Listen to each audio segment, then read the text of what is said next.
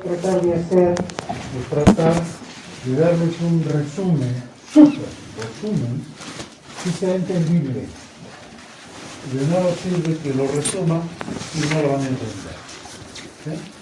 La idea es que esta clase les sirva de estímulo para seguir leyendo, para seguir investigando, para seguir aprendiendo. Esa es la idea. La idea es que cuando más tarde necesiten leer un electrocardiograma, lo puedan hacer. Desgraciadamente nos ha tocado momentos difíciles y no he conseguido, por lo menos por los dos grupos que ya han pasado en el hospital, no he conseguido que salgan leyendo expertamente. Mis anteriores alumnos sí lo hacían, porque hacíamos clases prácticas un mes. De un mes el alumno salía leyendo como yo el electrocardiograma. Y todavía me discutían, doctor, yo no pienso como usted, está mal. Para mí lo que usted dice está mal. O sea, ¿por qué? Por eso, a veces tenían razón, a veces. Sin embargo, en el poco tiempo que tenemos, la idea es que no se queden viendo un electro y digan, me parece que está bonito, o está feo, o está igual. No, esa no es la idea. Como en la mañana le dijeron a sus compañeros, cuando toman electro, no traten de decir el diagnóstico. Hay que tener un orden para la lectura. Primero el ritmo, luego la frecuencia, luego el eje, luego las ondas, luego los complejos y después las alteraciones. Y les sale el diagnóstico solito. Si tienen un problema con el ritmo, en el primer acápite ya tienen diagnósticos. Pero no piensan solo en eso. Ya lo tienen, lo recuerdan o lo anotan para los diagnósticos. En la frecuencia también, y así. Esta clase teóricamente debería ser de arritmias, o es de arritmias. Y arritmia significa sin ritmo, que pierden el ritmo. Pero no todo es así. Van a ver ahora, les voy a mostrar que hay, entre comillas, arritmias que son rítmicas. Eso es una paradoja, ¿no? Si es arrítmico, no puede ser rítmico, pero hay cosas así. Por ejemplo, las bradiarritmias o las taquiarritmias pueden tener ritmo. Sin embargo, se consideran dentro de las arritmias rápidas que las arritmias lentas. ¿Sí? Sin embargo, el concepto de arritmia es que el corazón pierde el ritmo original con el que late la arritmia. ¿Sí? Sin embargo, pueden haber arritmias regulares e irregulares, para no decir arritmia arrítmica o arritmia rítmica. ¿Sí? Eso es algo que, para no entrar en contradicciones, ¿no?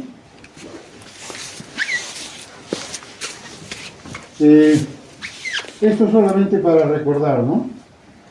Aurícula derecha, nodo sinusal, haces interauriculares, haces internodales, haz de Kiss, rama izquierda, rama derecha, la rama izquierda con su división en dos ramas, ¿no? Eso porque siempre que piensen en un ritmo normal o anormal, deben acordarse más o menos de qué se trata. Recordar siempre que despolarización auricular la onda P, despolarización ventricular QRS. Con eso ya tienen una idea. ¿Okay? Las ondas P, el segmento ST, el intervalo ST, PR, el complejo QRS, la onda S, aquí el punto J, el segmento ST y la onda P. Esas son las ondas del electrocardiograma y cuando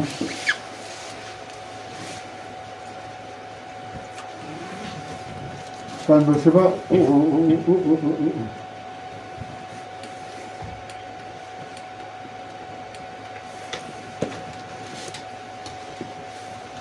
cuando ven ustedes los complejos QRS y las ondas P, entre comillas, van a ver que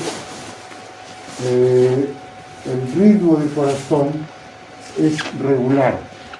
Sin embargo, como ya les dije anteriormente, no es completamente regular. No es que cada segundo aparece un QRS, no exactamente. Puede variar en milímetros cuando vemos en el electrocardiograma 1, 2 o 3 milímetros.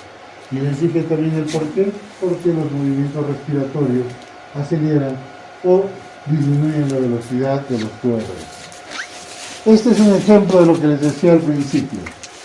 La primera, esta, es un flúter auricular, que es una arritmia auricular. Sin embargo, es una arritmia regular. Los de R a R los espacios son regulares. Y es más, lo que semeja acá a estas ondas auriculares son 3 y 1, 3 y 1, 3 y 1. Es completamente rítmico. Pero es una de esas arritmias auriculares sumamente peligrosas, porque generalmente responde a una patología. No es como otras arritmias que solamente es porque están excitados, porque están enojados, porque han tomado café, o han tomado alcohol, o han fumado, que se pueden producir arritmias. Esta no, esta generalmente responde a una patología del corazón. Esto es el flúter auricular, que es una arritmia auricular regular, o mal llamado arritmia rítmica. Esta está con una frecuencia normal.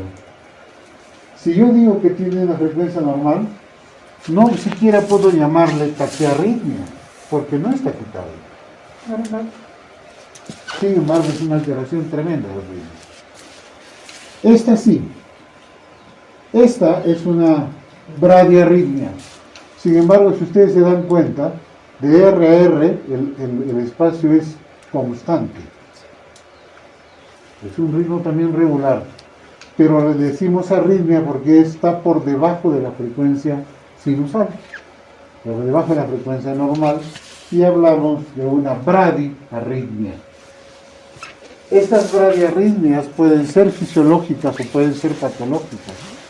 Tanto así que si la frecuencia cardíaca es muy baja, la persona, el individuo tiene mareos, desmayos o puede morir. O puede ser solamente que sea un gran deportista. Lo vamos a ver con más detenimiento después. Esta es una arritmia diferente. Es una taquiarritmia. ¿Por qué? Porque si ustedes ven la frecuencia cardíaca en este monitor es 154. Está muy por encima del límite normal. Y además, estas figuras no son como estas. Estos son complejos QRS, pero no se parecen a estos. ¿O sí? Son completamente diferentes. A primera vista yo diría, esto es supraventricular o auricular, por llamarlo de una forma. Esta también es auricular, pero con una bradicardia. Y esto podría ser ventricular. ¿Por qué? Porque cuando el estímulo nervioso nace en los ventrículos, nos da complejos sumamente anchos, deformes, diferentes a los QRS normales. Sin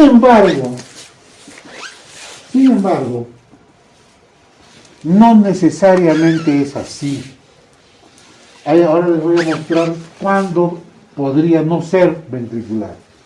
Eso solamente para recordarles, el latido normal, la bradiarritmia y aquí la taquiarritmia, ¿no? Estas imágenes son lo que se ve en los monitores y ustedes se van a dar cuenta cuando los QRS tardan, es lento, cuando hay taquicardia los QRS son mucho más frecuentes y este es un latido normal más o menos. Y para eso ya sabemos los límites, ¿no? De 60 a 100, por debajo bradi y por encima de 100, taquicardia. Listo. Ok. Ajá, lo mismo. Este es un ritmo sinusal. Los límites de 60 a 100. Esto es normal. Esto tiene frecuencia de 40, que es una bradicardia o una bradiarritmia. Esta tiene una frecuencia de 120, es una taquicardia. Pero como todos tienen complejos QRS delgados y que tienen una apariencia normal, bonitos, no son deformes, puedo decir, este es un ritmo sinusal, puedo decir, esta es una bradicardia sinusal, por dos razones. Tiene complejos angostos, simétricos y tienen onda P por delante. Entonces es una bradicardia sinusada. Y aquí digo lo contrario, esto es una taquicardia sinusada. Si se dan cuenta, delante del QRS hay una onda P. Y los complejos son delgaditos, bonitos, como debe ser. Con solamente eso, chicos, han avanzado un montón. Por eso le decía a uno de sus compañeros esta mañana, ¿cómo me pueden hablar de una arritmia si no me muestran una imagen? Una imagen vale más que 1000 palabras. Porque con solamente ver eso ya se dieron cuenta. ¿Okay?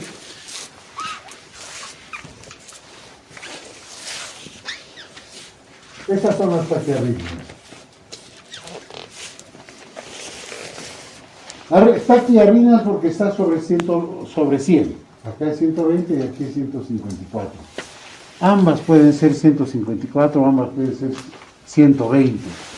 La frecuencia cardíaca tiene importancia no para el diagnóstico, sino para saber si es leve, moderada o grave y cuán urgente es su resolución.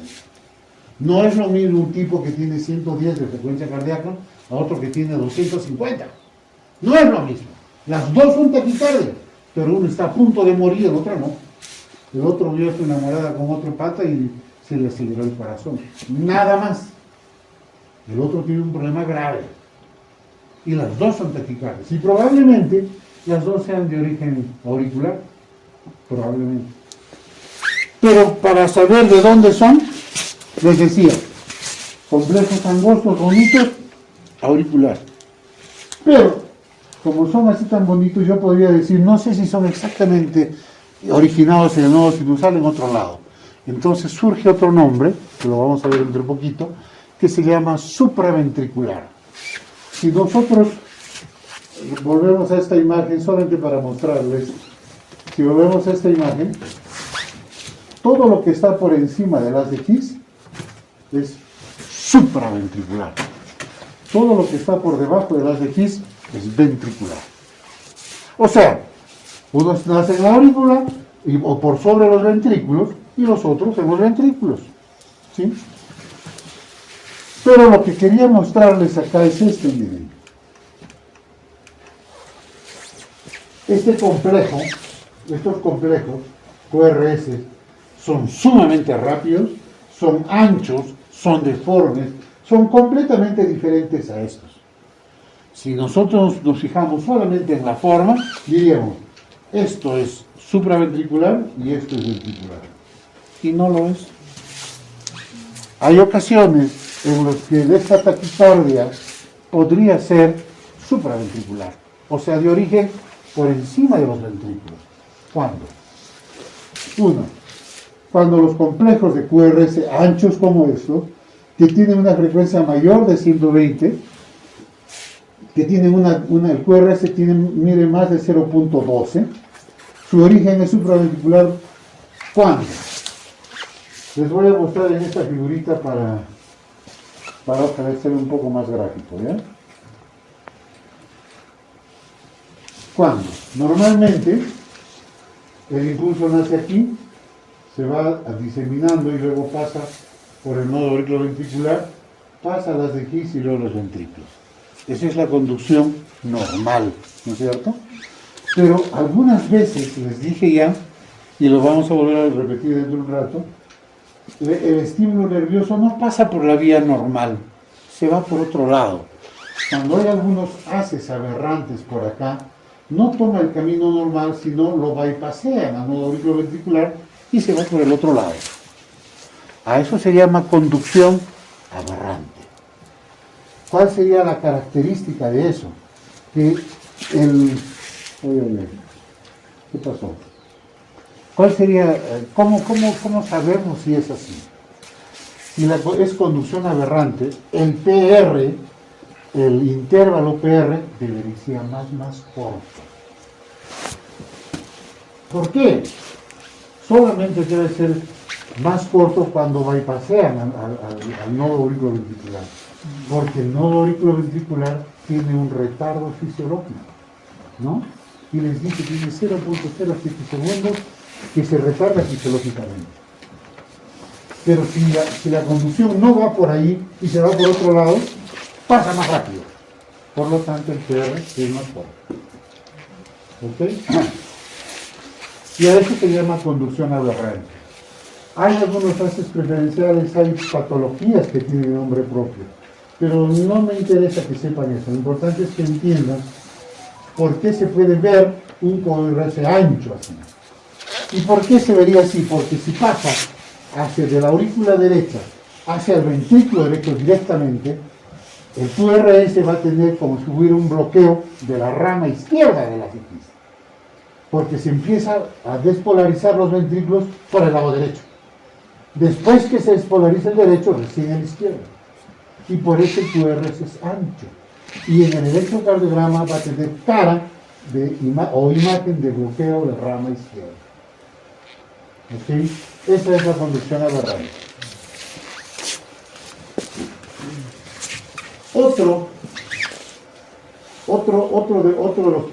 En otras circunstancias podemos ver esa taquicardia cuando el paciente normalmente, o digamos no normalmente, en su ritmo de base ya tiene una imagen de bloqueo de rama derecha o de rama izquierda, y de pronto es sometido a una taquicardia por fiebre, por hipovolemia, por dolor, por lo que sea.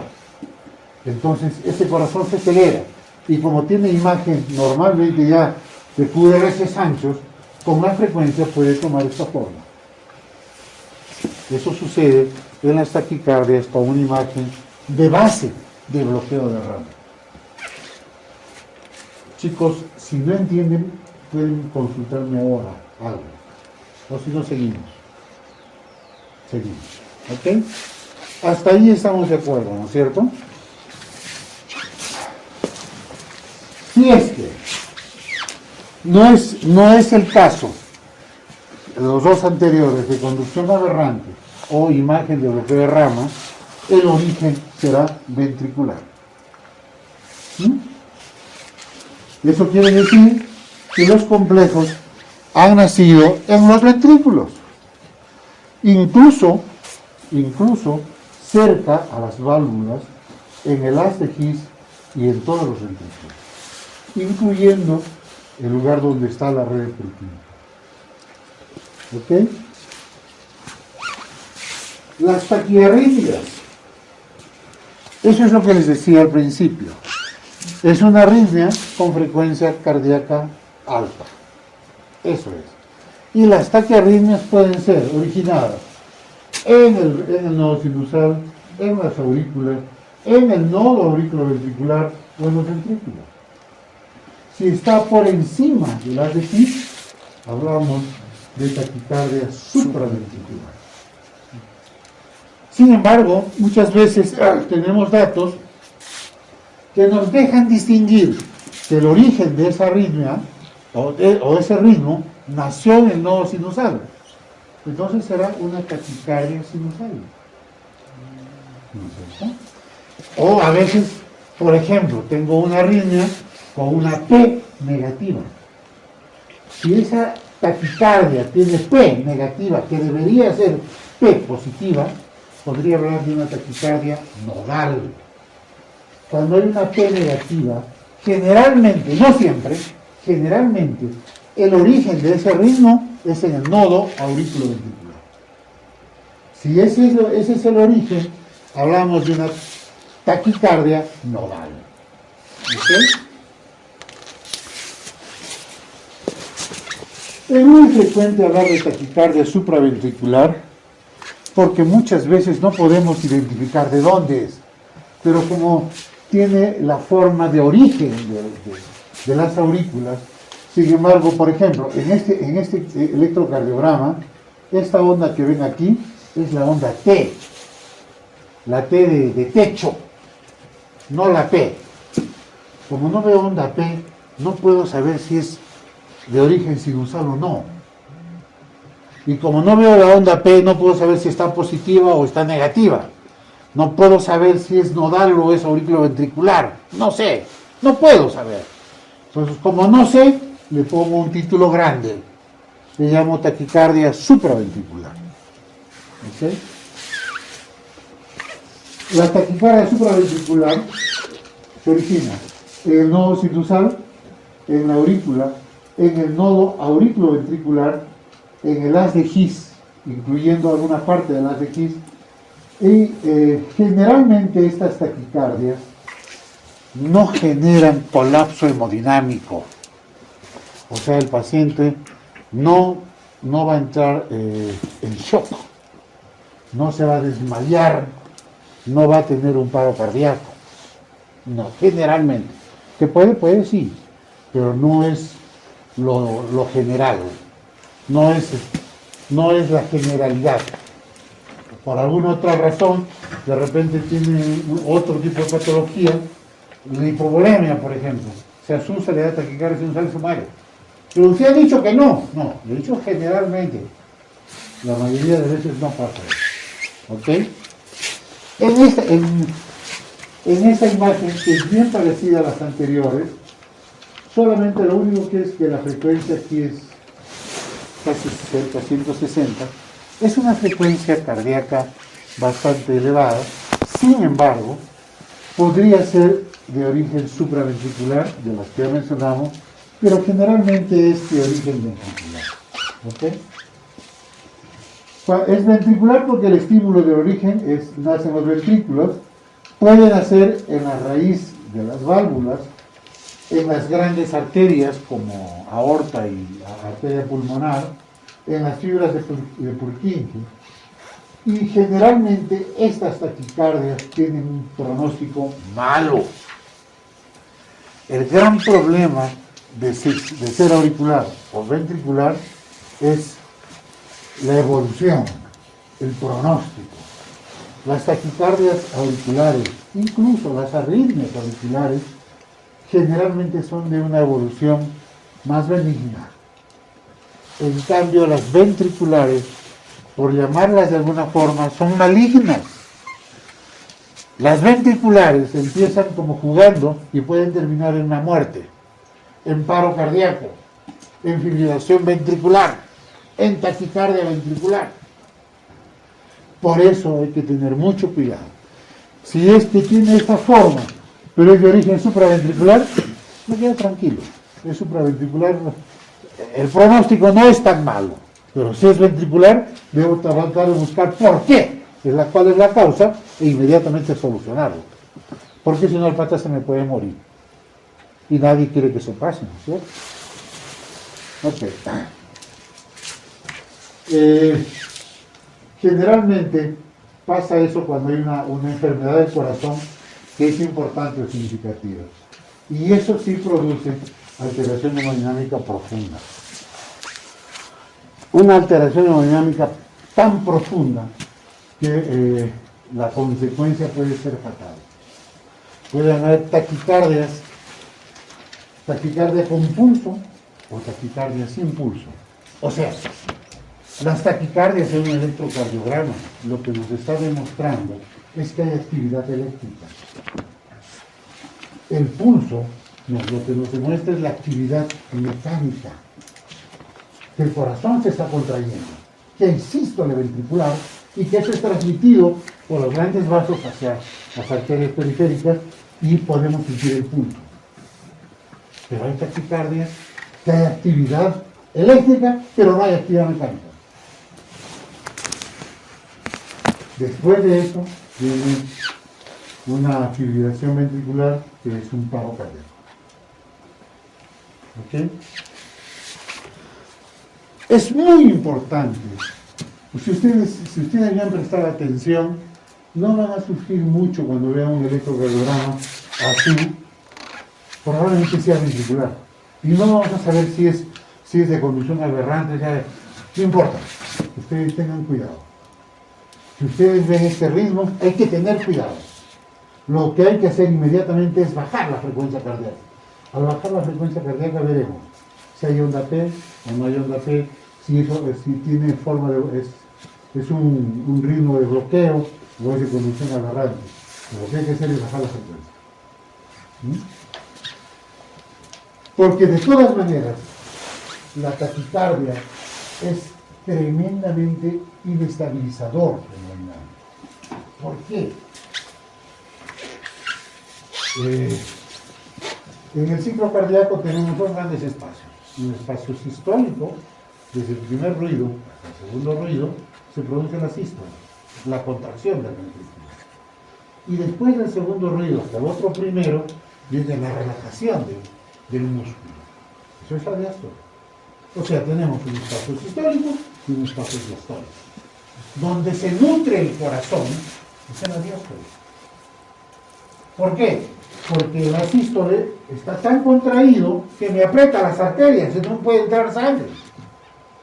Cuando se relaja, las arterias se abren y pasa sangre. Y el propio músculo se nutre. Entonces, desgraciadamente, cuando aumenta la frecuencia cardíaca, aumenta a expensas del espacio diastólico. Pues me disminuye el tiempo diastólico. Por lo tanto, me disminuye el espacio de nutrición del propio músculo del corazón. Y si es más rápido, ya no entra sangre. Eso me produce isquemia. Y si la isquemia se prolonga, infarto. Y un infarto causa muerte. Así de simple. ¿Ok? Eso es fundamental.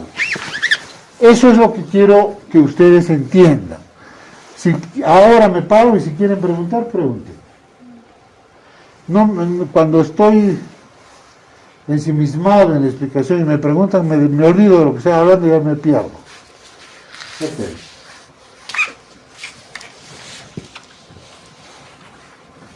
Les hablaba de la taquicardia sinusal.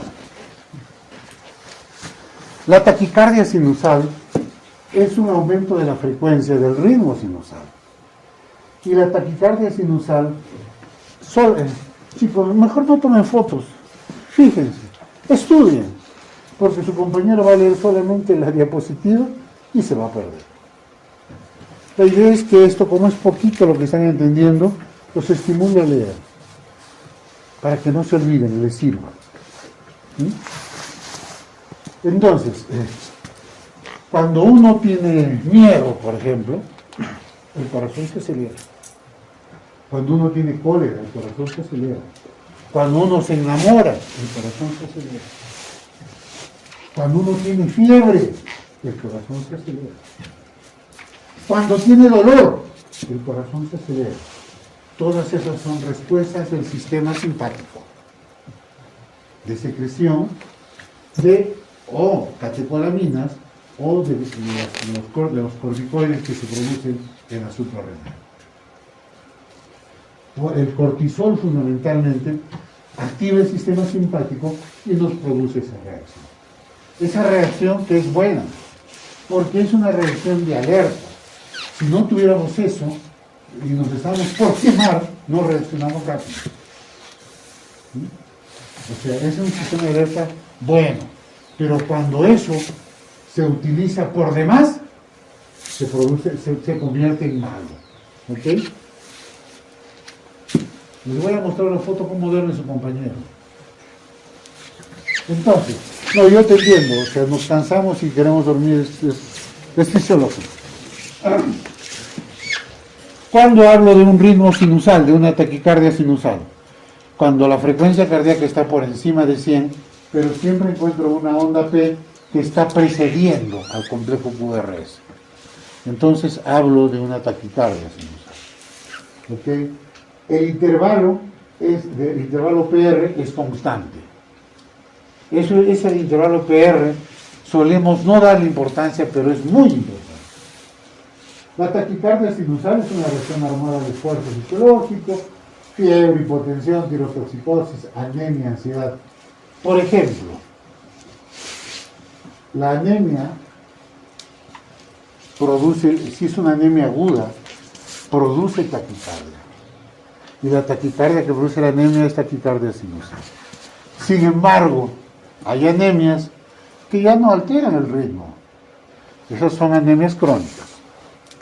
Con solamente saber si, por ejemplo, la hemoglobina debe ser alrededor de 12 en la costa un poquito más, más en altura, pero si están menos de 10 es una anemia sí o sí. Si uno tiene hemoglobina de 10 y tiene una frecuencia de 60, eso no es agudo, eso es crónico. Porque si fuera agudo, la frecuencia sería más de 100, o por lo menos 90 o 95. Con solamente eso ya tienen un diagnóstico. Y también dicen cuándo intervenir. Si tienen una anemia crónica, les da tiempo para pensar por qué se produce, cuál es la causa y qué puedo hacer. Pero si tienen una anemia aguda, si no actúan en ese momento, se hace un paro y se muere. Por ejemplo, están viajando, tienen un choque, tienen una hemorragia, entra en taquicardia, esa es una anemia, si es por sangrado, esa es una anemia aguda. Y no van a esperar, vamos a averiguar, le tomamos una tomografía y una resonancia, hacemos mientras piensa ya el paciente se puede morir.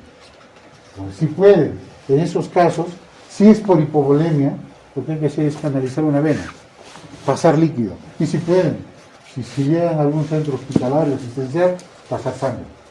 Y les salvan la vida. Así de simple, con una cosita así de sencilla. La tirotoxicosis, que es una enfermedad por mayor producción de hormona tiroidea, también produce taquicardia. Es una de las causas frecuentes de taquicardia también. La ansiedad. Las chicas son especialistas en eso. Los varones en el esfuerzo físico. La hipovolemia en los accidentes. El tromboembolismo pulmonar. Esta es una causa importante, chicos. El tromboembolismo pulmonar, por la clínica, se puede confundir con dos cosas. Una neumonía por bacteria o por tuberculosis, o un infarto miocardio. Y ambos son graves, pero uno te da tiempo y el otro no. ¿Qué es un tromboembolismo pulmonar? Un tromboembolismo pulmonar es cuando un coágulo, trombo, viaja por la corriente sanguínea convirtiéndose en un émbolo y se va a ir a atascar en una arteria donde no le permite el paso porque es muy pequeña. Entonces allí tapa ese vaso, esa arteria ya no manda sangre a un determinado territorio, como no llega flujo, no hay oxígeno, no hay alimento, no hay retorno venoso, muerte, infarto. Eso sucede en el tromboembolismo pulmonar. Un émbolo se atasca en una arteria pulmonar y se produce un infarto pulmonar. Ese es el tromboembolismo pulmonar. ¿Cuál es la causa más frecuente? Hay muchas, pero la más frecuente son los trombos que se originan en las varices. ¿Sí? Y por ahí algunas veces compañeros me han dicho, ¿y por qué, doctor, no se va un trombo de la pierna? ¿Por qué no se va al cerebro? Entonces digo, este chico ha debido ser solamente de clases virtuales. Es la única explicación. Porque no se puede ir de la pierna al cerebro, ¿o sí? Les cuento que sí. Pero no en condiciones normales. La trombosis venosa que produce eso es la trombosis venosa profunda. Y es venosa, es una vena. Las venas de los miembros inferiores van a ir hacia el hígado, atraviesan el hígado, forman la vena cava inferior y se van a la aurícula derecha. De la aurícula derecha pasan al ventrículo derecho y del ventrículo van hacia los pulmones. Entonces, ¿cómo va a llegar al cerebro? Normalmente no. Pero ¿qué sucede? Hay muchas personas que tienen una cardiopatía congénita que se llama persistencia del conducto oval o foramen oval permeable, que es una especie de comunicación interauricular, por de alguna forma llamarla fisiológica. Lo vamos a ver más adelante. Entonces llega a la aurícula derecha y como hay un agujero que comunica con el otro lado, se pasa por el otro agujero a la aurícula izquierda. De la aurícula izquierda pasa al ventrículo izquierdo, de la ventrículo izquierdo a la aorta, de la aorta a la carótida y al cerebro. Embolia cerebral. Patológicamente sí. A eso se llama embolia paradójica. ¿Ok? Listo. La isquemia miocárdica también produce taquicardia. Sin embargo, la isquemia miocárdica, como lo vamos a ver pronto, puede no alterar la frecuencia cardíaca. Puede producir bradicardia. ¿Por qué? Puede producir bradicardia si se afecta el nodo sinusal. Cuando es de origen en la coronaria derecha, que produce una rama para el nodo sinusal, si se afecta esa arteria, el paciente puede ser bradicardia. Puede ser hipotenso y bradicardia. Pero más que la hipotensión, que es un problema hemodinámico, el problema del ritmo es bradicardia. Cuando hay bradicardia, generalmente es por causa isquémica de la coronaria derecha.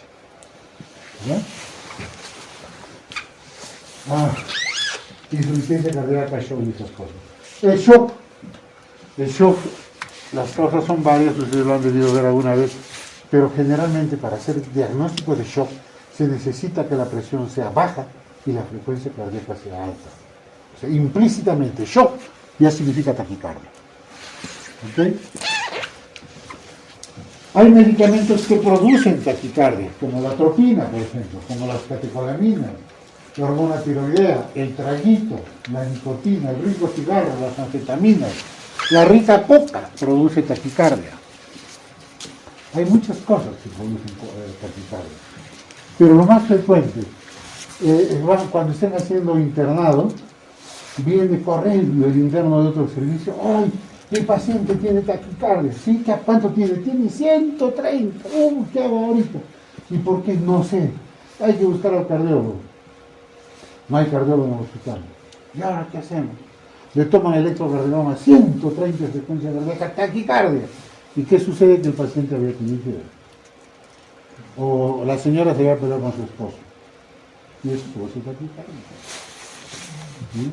Por eso si se toma un electrocardiograma y pueden identificar que es taquicardia sinusal, tranquilo. Generalmente no es peligroso. Generalmente es secundaria a algo fisiológico. ¿Ok? Entonces,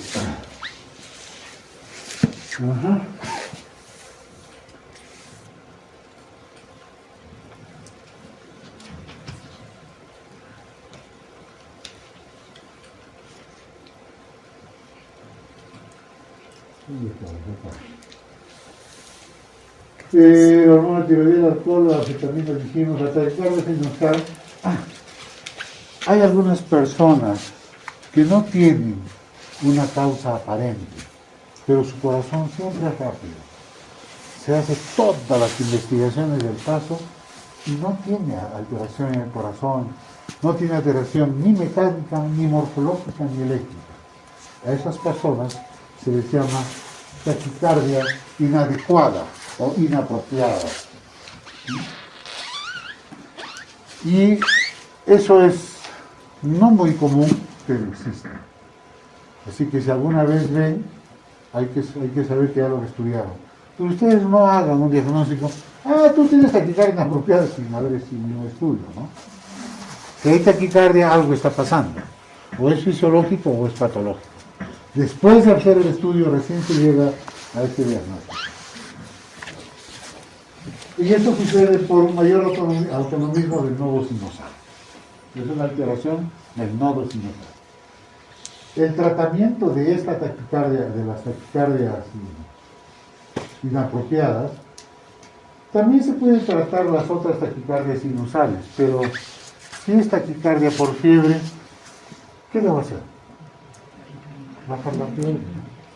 Si es taquicardia por hipovolemia, le va a aumentar la volemia, ¿no? O sea, hay que tratar la causa. Pero cuando no encuentro causa como en la taquicardia inapropiada, ¿qué le puedo dar? Primero, le puedo dar beta bloqueadores o calcioantagonistas.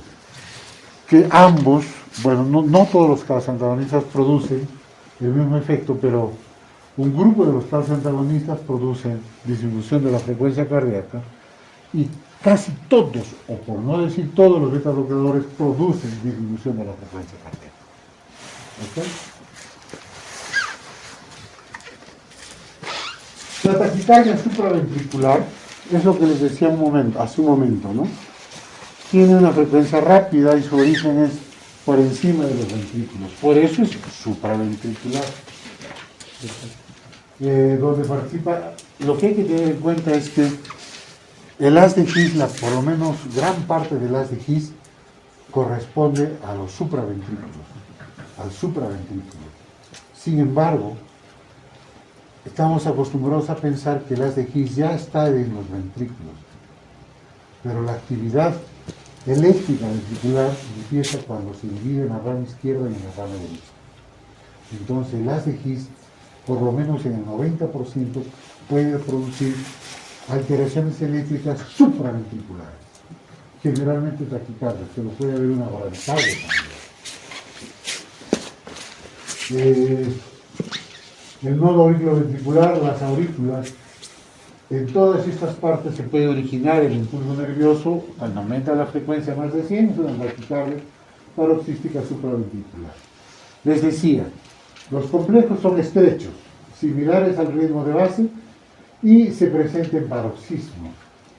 ¿Qué significa eso? Hablamos de taquicardia porque la frecuencia es por encima de 100. Pero ¿por qué decimos paroxística? Porque aparece sin causa aparente. Y dentro de un tiempo desaparece igual, sin causa aparente, en paroxismo. Por eso hablamos de taquicardia paroxística. Y como su origen es por encima de los ventrículos, decimos taquicardia paroxística supraventricular. Este es un cuadro sumamente frecuente. Puede ser aparatoso, pero generalmente no es grave. Pero hay que solucionarlo, porque ese paciente puede hacer por taquicardia, infarto del corazón, puede ser insuficiencia cardíaca también. Entonces, de inicio súbito y con intervalos de tiempo, intercrisis de horas, días o meses. ¿Qué quiere decir? Ustedes van a escuchar, anoche estaba en mi cama tranquilo y de pronto el corazón pum, pum, pum, pum, pum, pum, pum, pum, pum. Cuando me levanté, quería el hospital, pum, se paró. ¿Y eso siempre te pasa? No, hace años me pasó una vez. Y otra persona dice, no, sí, siempre me pasa. Generalmente a la semana 2 o 3 veces. O sea, las intercrisis pueden ser muy variadas. Y eso pasa generalmente cuando hay vías aberrantes, comunicación entre las aurículas y ventrículos anormales, haces anormales. ¿Cómo? Normalmente la actividad es por acá, ¿no? Se va al nodo B y después a los ventrículos. Si hay un haz que une aurícula con ventrículo aquí o aquí, ese haz en algún momento se activa y produce un mecanismo que se llama de reentrada y producen grandes taquicardias. Pero, dependiendo del tamaño y del estado que esté el paciente, puede durar segundos, minutos y horas. El problema es que cuando dura segundos, siente la taquicardia, se pone mal, cuando va al hospital, ya no tiene nada. Lo ve el médico y dice, está loco. Y si es una chica, está con su menstruación, no quiere. Y no es así, no es así. Y desgraciadamente es más frecuente en mujeres. Y muchas veces uno desprecia esas cosas. Yo les comento a mis alumnos y a mis amigos que no hay que darse por confiado nunca. Hay que investigar, hay que estudiar. Me ha pasado a mí. Había la mamá de un amigo mío. La mamá de la señora era una mamá bien fregada, pero bien fregada. A su hijo lo tenía. Y la señora venía siempre a emergencia. ¿Qué me duele esto? ¿Qué me duele lo otro? ¿Qué me molesta? Ya sabíamos que la señora tenía alguna alteración psicológica, por llamarlo de alguna manera. Y venía y decía, ya mira al cardiólogo, pero como yo la conocía, un día se paga, la señora se tranquilizaba y se iba. Resulta que nunca la examiné. Alguna vez le hicimos un electro y veía así que el ritmo era sinusal, una frecuencia de 110, 120, pero nunca la había examinado, porque sabía quién era la señora, que aparentemente era una loca. perdón a la señora que ya no vive. Pasa el tiempo, llega un grupo de médicos de Lima, llega un cardiólogo, la señora consulta, la examina, le hace un electro, le hace un eco y tenía una valvulopatía mitral. Y la señora ha hecho una fibrilación auricular, hizo un tromboembolismo pulmonar y falleció. Y es una cosa que tengo en el corazón horrible, por solamente no hacer lo que uno tiene que hacer. Nunca se confía. O sea, como me dices, es una loca esa vieja es loca, pues. No es así, examina. No se confíen nunca, examinen, estudien, investiguen. Cuando ya hicieron eso, ya pues sí, es una loca. Y de repente no lo es.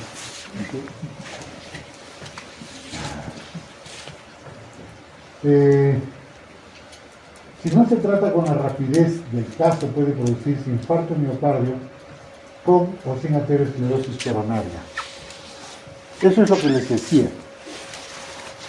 Las taquicardias disminuyen el periodo diastólico, disminuyen el periodo de nutrición del miocardio.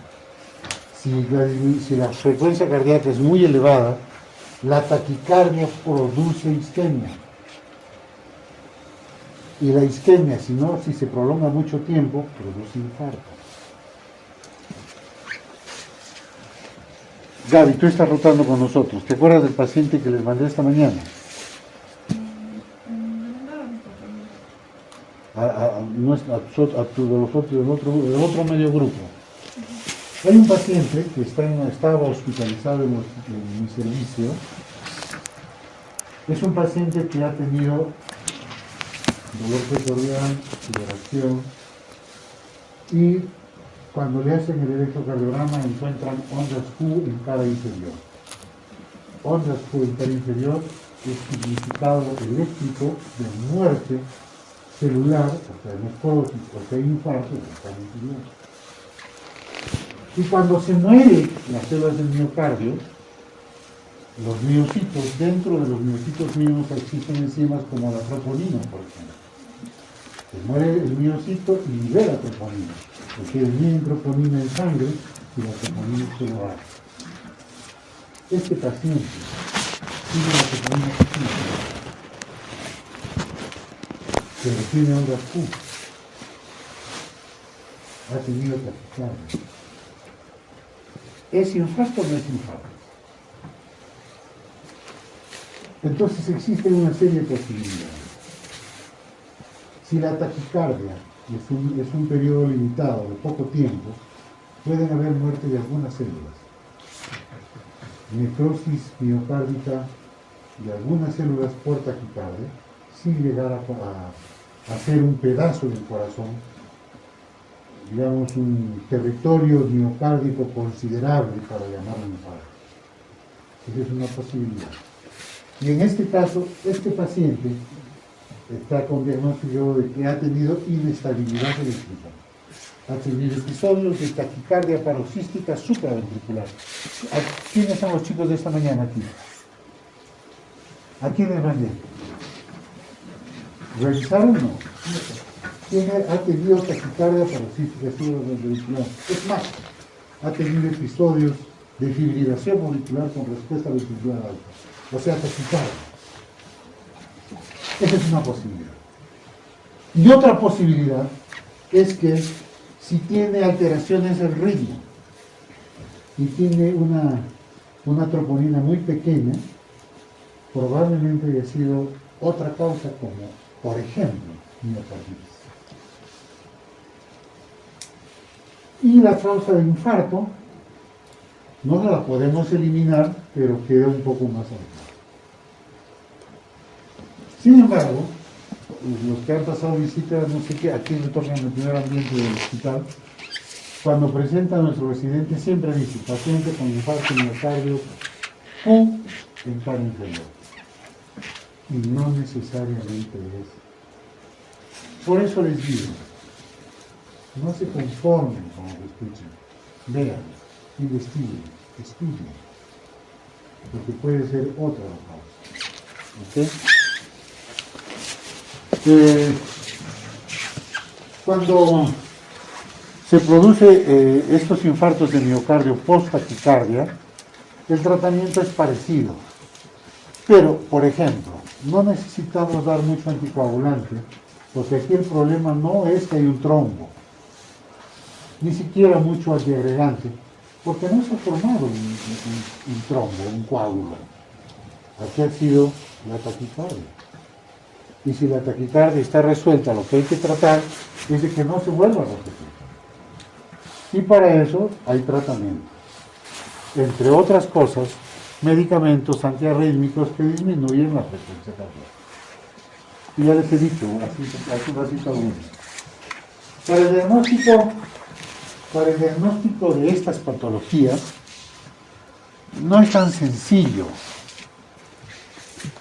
Si el episodio paroxístico de una taquicardia dura 20 minutos para el paciente parece una eternidad. Pero mientras se da cuenta que tiene taquicardia, mientras va a tomar un taxi o sacar su carro para ir al hospital, pasó 20 minutos. Llega al hospital y no tiene nada. Y eso es lo que pasa frecuentemente. Hay algunos pacientes que tienen taquicardias de horas. Ellos sí pueden llegar al hospital, se toman un electro y ya se tiene el diagnóstico. Pero la mayoría duran segundos, minutos. No duran horas. Entonces, ¿cómo hago diagnóstico? Solamente sé que tiene palpitaciones rápidas que aparecen de la nada y se van también de la nada. Y así aparecen sin ningún motivo y sin motivo también desaparecen.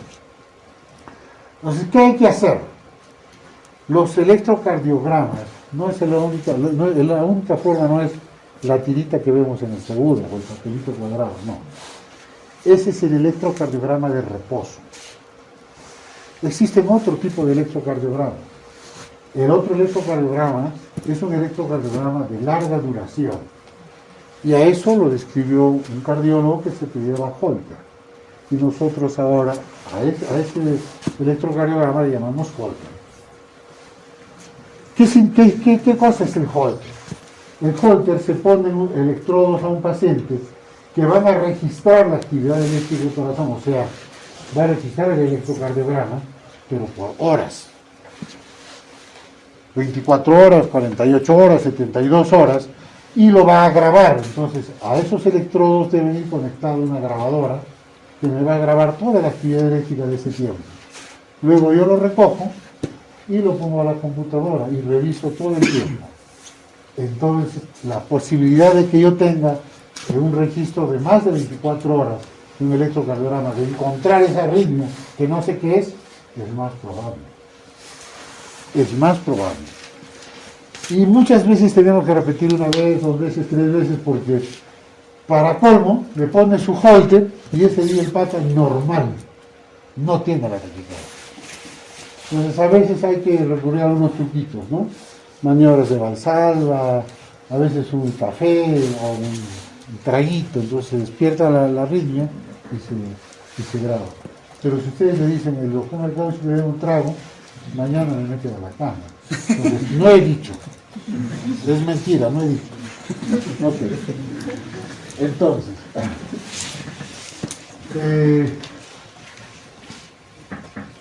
ya sabemos cómo hacer el diagnóstico con el Holter generalmente. A veces se puede despertar esa taquicardia en las pruebas de esfuerzo, que es otra forma de electrocardiografía, el electrocardiograma de esfuerzo. Lo pongo a correr o a caminar a un tipo en una faja sin fin y le voy tomando su electrocardiograma. Ese es un electrocardiograma de esfuerzo. ¿Sí? Le llaman pruebas de esfuerzo, le llaman ergometría graduada, tiene varias formas de llamar. Pero lo cierto es que es otro tipo de electrocardiograma. ¿Okay? Pero si tienen alguna vez esos pacientes, ustedes deben, si el paciente le dura media hora o más, el compadre cuando empieza, toma un taxi, vuela a donde te mandan un electro. Te toma un electro ese rato y ya tienen diagnóstico. Tienen diagnóstico y dan tratamiento. ¿Y por qué no le doy tratamiento no puede? Porque puede ser uno que no sea taquicardia, que sea sensación. Pero lo más importante es que esa taquicardia puede ser no supraventricular, puede ser ventricular. Y ya les dije que la ventricular es sumamente peligrosa. Ustedes le dan tratamiento siempre de pacientes en mueren. Tienen que saber si es supraventricular o es ventricular. ¿Ok? La taquicardia ventricular paroxística aparece igual que la supraventricular paroxística, por espasmos, por paroxismo. Aparece y desaparece sin causa aparente. ¿Sí?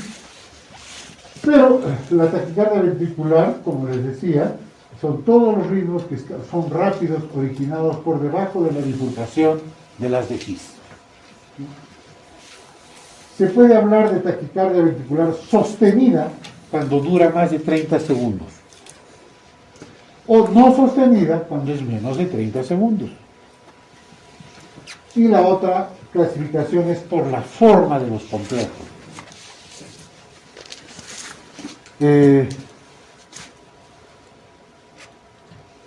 La taquicardia que les mostré hace un momento, o sea, esta taquicardia tiene todos los complejos en una sola forma. Si todos tienen una sola forma, de una derivación, hablamos de monomórfica. Tiene una sola forma. Pero si aquí, en esto, aparece un complejo de diferente forma, ya no es monomórfica. Y puede haber de dos formas o de tres formas, entonces hablamos de polimórfica, de diferentes formas. Y cuanto más formas tenga, es peor. ¿Qué significa?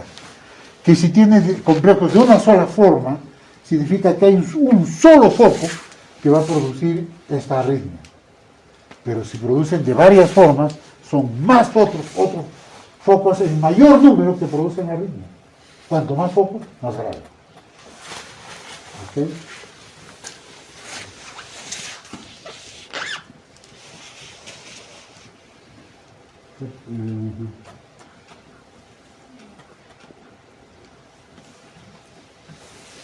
Ok, la polimórfica ya les dije que es, las causas implican, lo que sí, las taquicardias ventriculares, generalmente, cuando son taquicardias, generalmente implican daño miocárdico. Hay alguna patología en el corazón. Las arritmias ventriculares extrasistólicas, que los voy a mostrar dentro de un rato, pueden venir en otras patologías leves o diferentes.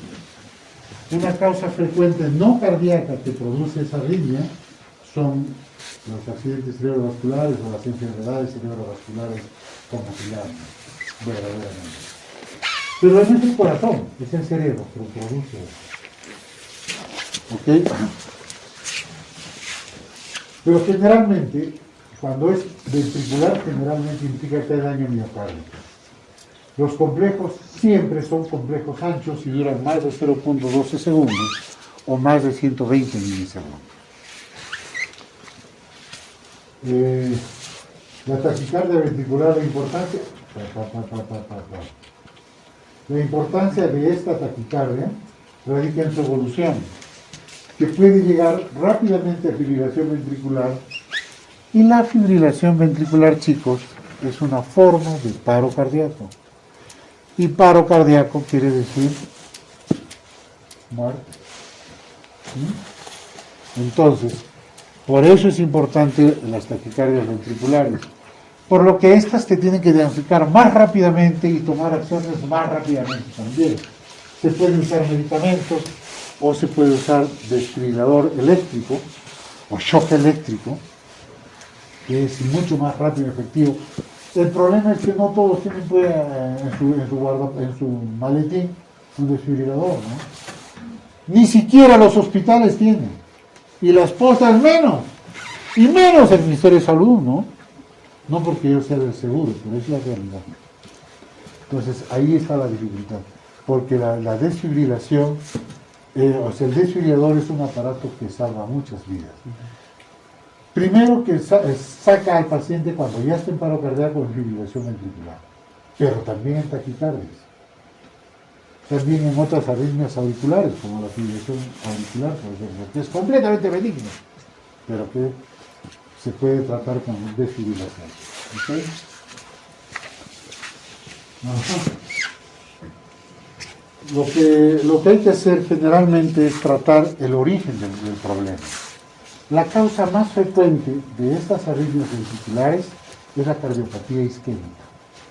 O sea, la angina, el infarto de miocardio, la cardiopatía reumática en sí. Entonces, si yo trato el problema de la cardiopatía isquémica, estoy tratando este problema. No necesariamente debo tratar solamente eso, debo hacer el tratamiento a ambos. O sea, tratamiento de la misma taquicardia o de la arritmia cardíaca, pero básicamente la patología de fondo. Si es sistémica, la isquemia. Si es hipertensiva, la presión. Si es reumática, la patología reumática, ¿no? ¿Okay?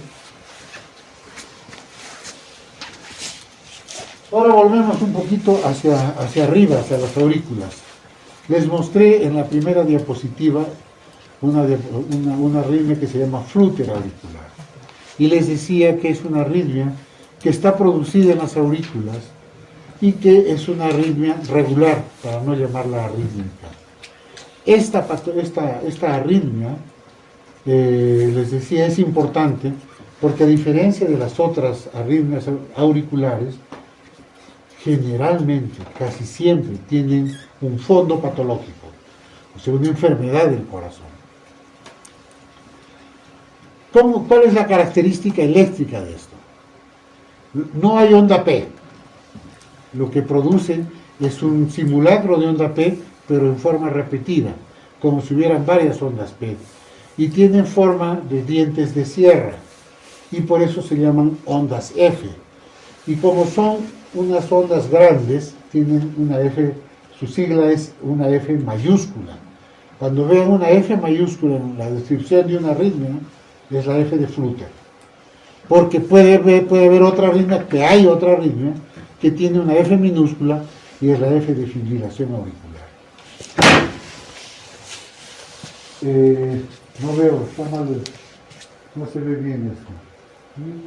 ¿Qué pena? A ver, vamos a ver si tengo una figura por ahí. Está. Estas son las ondas F mayúsculas. Son 4 ondas F y un QRS. 4, un QRS 4 y un QRS. Son regulares. No son ondas P, son ondas F mayúsculas, porque además de ser ondas eléctricas auriculares, no tienen respuesta mecánica. O sea, no hay sístole auricular. Solamente es acción eléctrica. No hay respuesta mecánica. ¿Ok?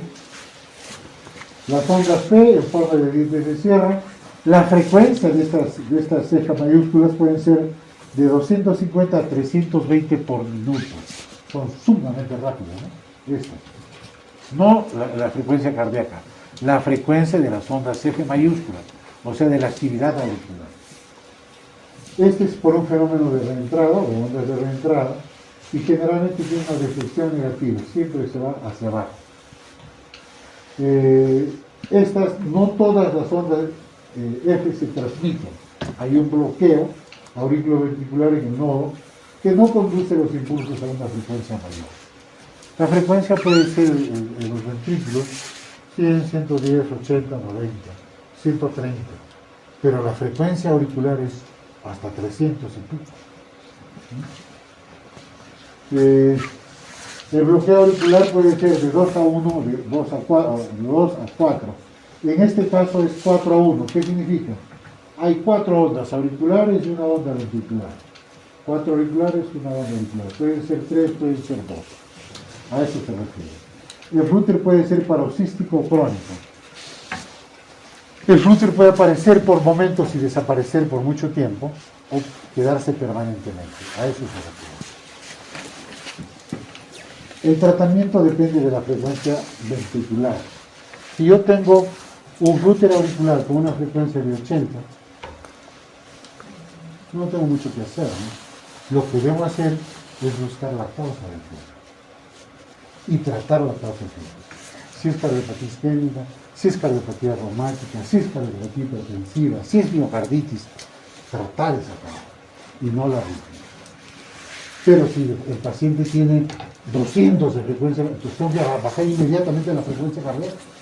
Si no, me va a hacer isquemia, me va a hacer infarto, va a entrar insuficiencia cardíaca. Todo depende de cuánto sea la frecuencia ventricular. La frecuencia auricular en este caso no importa mucho, lo que importa es la frecuencia ventricular. ¿Ok?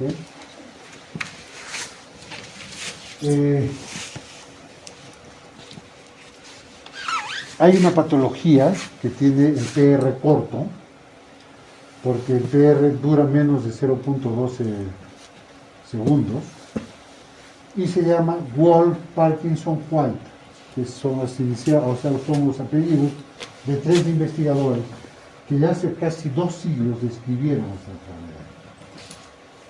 Un siglo y más. Lo cierto es que cuando se diagnostica esa enfermedad, que les voy a mostrar unas imágenes ahora. ¿Qué hora es? 6:30. Vamos a acelerar un poquito para llegar, ¿ya? Hay una onda característica que va a identificar al Wolff-Parkinson. Lo cierto es que cuando hay Wolff-Parkinson-White con Flutter, no se debe utilizar digitálico, porque está proscrito, porque puede disipar y muerte. ¿Ok? Y esta es la arritmia que quiero mostrarles. La arritmia más característica de las arritmias auriculares es la fibrilación auricular. La fibrilación auricular, así como el Flutter, tiene actividad eléctrica, pero no tiene actividad mecánica. O sea, de las aurículas, varios focos despolarizan en forma incompleta. No producen una onda P, no produce una despolarización de todas las aurículas, producen despolarización de carga. Y esa despolarización parcial, digamos, van a producir unas ondas parecidas a la onda P, pero de diferentes formas, de diferente tamaño, que son estas. Y a esas son las que se llaman ondas F minúsculas de fibrilación auricular. ¿Y por qué es importante esta arritmia? Es importante porque es muy frecuente. Con seguridad alguna vez lo van a ver. Y no necesitan siquiera ver un electrocardiograma si están entrenados. Con solamente poner el estetoscopio, ustedes van a escuchar. No van a escuchar como el corazón normal. Van a escuchar una arritmia completa, todo un alboroto. ¿Se escuchan eso? Generalmente es fibrilación auricular. Hacen un electro, no encuentran onda P. La característica de la fibrilación es que no hay onda P, hay onda F minúscula, que son simulacros de ondas P, pero que son de diferente tamaño, de diferente forma, y muchas antes del QRS. Los QRS son completamente arrítmicos. El espacio RR son completamente diferentes. Este es largo, este es pequeño, este no es tan largo, este es pequeño. Hay una arritmia completa. Hay un bloqueo auriculoventricular que no es como en el Flutter, que es 2 a 1, o 3 a 1, o 4 a 1. No, acá es cuando sea. Lo que es importante aquí es que si es taquicárdico o no. Si es taquicárdico, hay que bajar la frecuencia cardíaca. Pero la fibrilación auricular no sería tan importante si no tendría complicaciones terribles. La fibrilación auricular produce complicaciones severas, como por ejemplo enfermedad cerebrovascular isquémica, infarto cerebral, infarto pulmonar, infarto miocardio. ¿Por qué? Porque las aurículas no se contraen. No hay sístole auricular. La sangre está ahí estacionada. Y cuando se estaciona la sangre, se organiza y forma coágulos, forma trombos. Estos trombos salen. Si están en la aurícula izquierda, pasa al ventrículo izquierdo y se va al cerebro. Si está en la aurícula derecha, pasa al ventrículo derecho y se va al pulmón. Y donde va a tapar una arteria, va a producir un infarto. en el cerebro, en el pulmón, en el corazón, en el riñón, en cualquier parte. Ese es el principal problema de la fibrilación, sus complicaciones. Pero además, si ustedes no tratan la fibrilación, que generalmente tiene taquicardia, este paciente entra en insuficiencia cardíaca. Entonces lo que hay que hacer es bajar la frecuencia cardíaca y tratar el éxtasis sanguíneo, evitar la formación de tromboembolias. Y para eso se utiliza básicamente anticoagulación. ¿Sí? Se pueden utilizar antiarrítmicos para tratar de volver al ritmo normal de fibrilación, al ritmo sinusal. Se utilizan beta bloqueadores y otros para bajar la frecuencia cardíaca y se utilizan anticoagulantes para evitar los coágulos. Esta patología es sumamente frecuente y es importante. La tienen que reconocer. Ojalá pudiéramos verlos con algunos. No hemos visto ningún paciente con fibrilación en los dos grupos que han pasado conmigo. Mala suerte. Ojalá aparezca alguno. La morfología. Los impulsos auriculares se registran como pequeñas ondas de espectro completamente irregular, de tamaño variable, son las F minúsculas. Se ven más en B1. En B1 son mucho más aparentes. El ritmo ventricular es irregular, los QRS y la onda T es de morfología normal, pero los espacios RR son completamente irregulares. Miren acá. Cada RR es diferente tamaño. La fibrilación auricular con respuesta ventricular puede ser respuesta ventricular alta cuando es taquicárdica o respuesta ventricular controlada cuando es por debajo de 100. Si tiene frecuencia ventricular controlada o baja, no necesitan bajar la frecuencia cardíaca. Lo que hay que hacer es evitar que se formen coágulos y producir embolias. ¿Ok?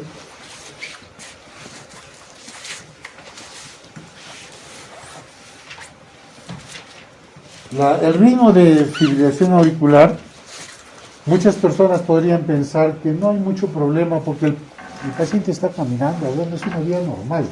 Van, escuchan su corazón y escuchan todo un ritmo completamente caótico. Pero cuando la frecuencia es normal, el paciente está normal, no tiene nada.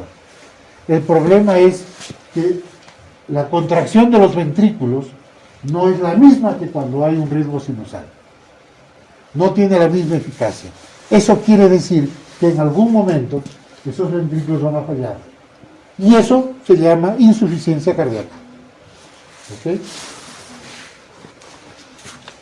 Les decía, no hay sístole auricular, por eso se producen los coágulos, se producen trombos, se van a producir embolias. El pronóstico depende del cuadro subyacente, o sea, del origen de la enfermedad.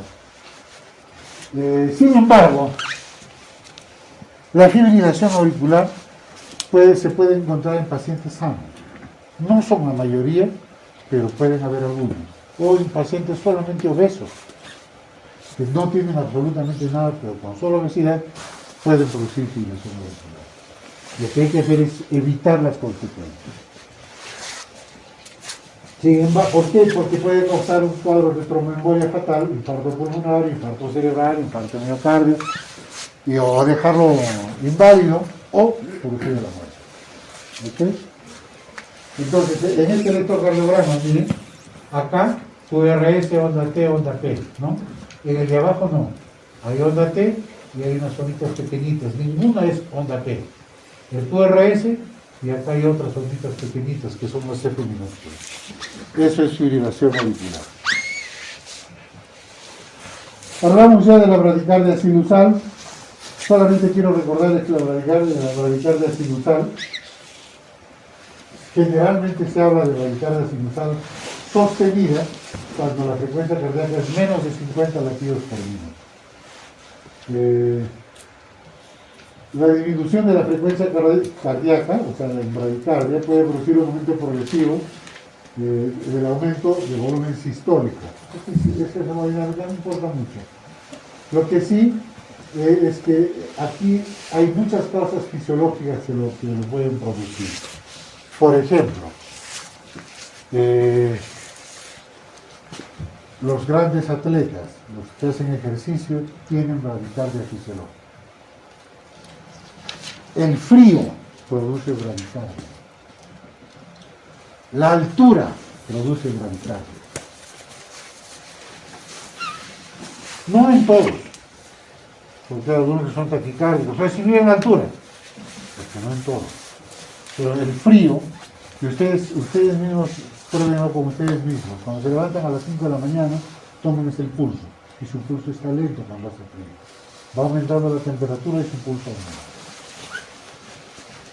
Esa es la bradicardia. Tiene causas fisiológicas. Generalmente cuando hay una disfunción del nodo sinusal, y también por algunos medicamentos como la digoxina, la neurona, el diltiazem, que producen disminución de la frecuencia cardíaca. Otras causas de bradicardia son los bloqueos auriculoventriculares, que ya ustedes lo han visto teóricamente con el doctor Canepa, bloqueo de segundo grado y bloqueo de tercer grado. Estas son las extrasistolias.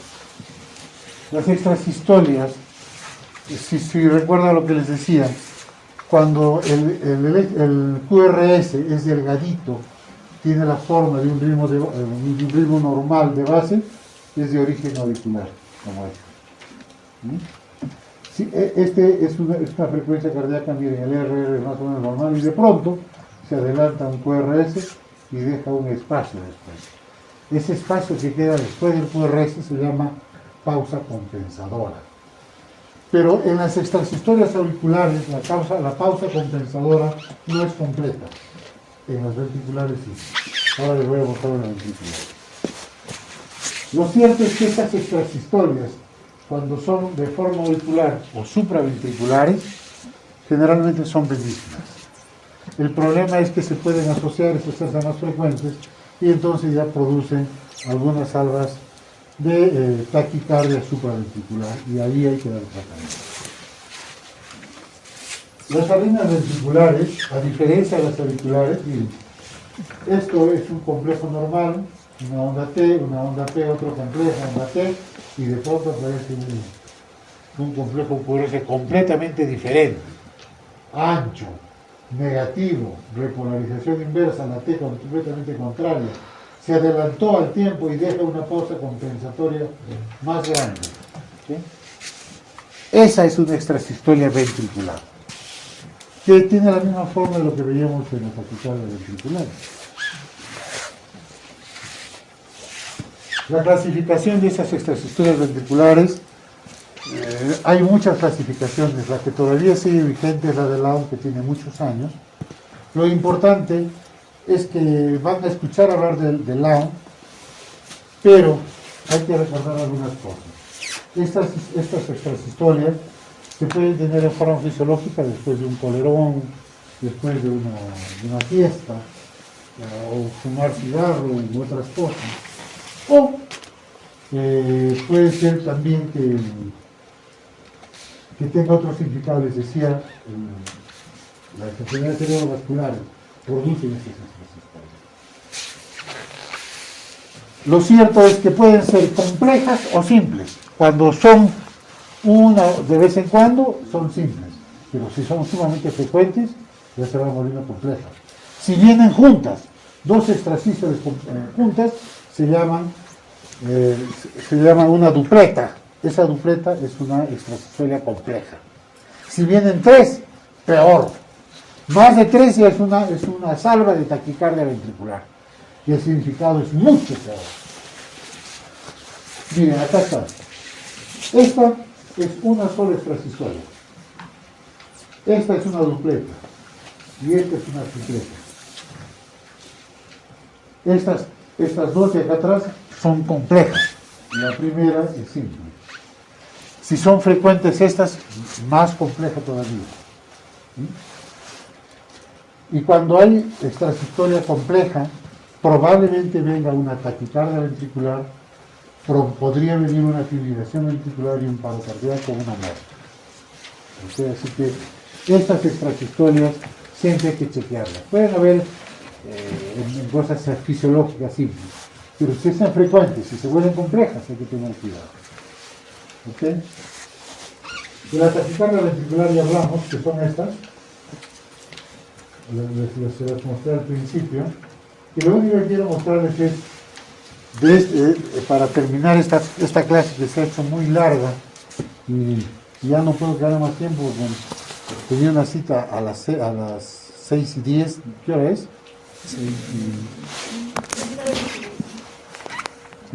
Bueno, lo cierto es lo siguiente, que el corazón cuando se para en el paro cardíaco, se para de tres formas. Una es cuando no hay actividad eléctrica y se produce una línea en el trazado, y eso se llama asistolia. Y la otra es cuando produce estas ondas,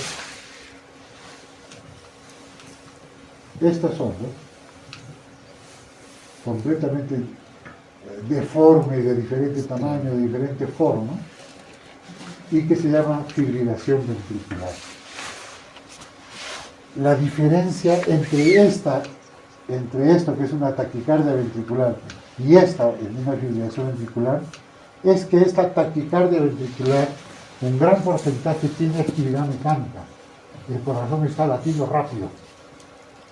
En cambio, en la fibrilación ventricular no hay latido, hay paro cardíaco. No hay frecuencia ventricular. Lo bueno de esto es que con un desfibrilador se hace una descarga eléctrica y puede volver el ritmo del corazón. O sea, puede revivir el individuo. Esto es todo una charla grande, chicos. Ya no les quiero engañar porque estoy contra el reloj. Ojalá podamos verlo poco a poco en el curso de demás. Sin embargo, como les decía al principio, no se puede hacer toda arritmias en tan poquito tiempo. Pero he intentado lo más que podía. Listo, chicos. Buenas tardes.